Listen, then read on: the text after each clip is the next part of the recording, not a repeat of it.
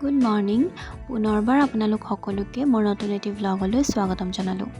আজি ৰাতিপুৱাই কিবা এটা আনহেল্ডিৰে আৰম্ভ কৰিবলগীয়া হৈছে কাৰণ এফালে যাবও আছে আৰু 2 মিনিটত হোৱাকেতো অকল মেগীটোৱে আছে। লগতে দুটা ইউনিবিকৰ চকলেট বিস্কুট লৈ ল'লোঁ আৰু একাপ গ্ৰীণ টি। খাই বৈ কিবা কামত পাছফালে গৈ দেখিলোঁ মায়ে ঘৰৰে কোমোৰা এটা ছিঙি থৈছে হাঁহৰ লগত জুতি লগাই খাম বুলি। ঘূৰি পকি আহি মায়ে আকৌ খাবলৈ দিলে কঁঠাল, যিহেতু বতৰৰ ফল নাখাওঁ বুলি ক'লেতো গালিয়ে খাম।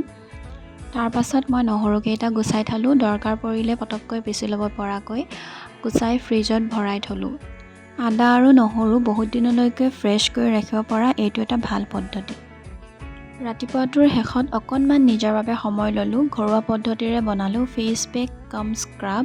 15 মিনিটমান ফেচ পেকটো মুখত লগাই থ'ব আৰু যেতিয়া ধোৱাৰ আগত অলপমান গোলাপ জল স্প্ৰে কৰি ল'ব যাতে মুখখন আপোনালোকৰ ড্ৰাই হৈ নাযায়। ফেচ পেকটো কেনেকৈ বনালোঁ, কিহেৰে বনালোঁ সকলো আপোনালোকে জানিব পাৰিব মোৰ নতুন এটি চেনেলৰ ভিডিঅ'ছবিলাক চাই। একেবাৰে সহজ পদ্ধতিৰে বনোৱা হৈছে, সদায় ইউজ কৰি থকা ঘৰুৱা বস্তুৰে বনাব পাৰিব। মোৰ ডেছক্ৰিপশ্যন বক্সত চেনেলটোৰ নাম মেনশ্যন কৰি দিয়া হ'ব, তাতে গৈ আপোনালোকে চাই ল'ব পাৰিব। যিমানেই স্কিন কেয়াৰ ল'লেও পানী খাবলৈ কেতিয়াও নাপাহৰিব।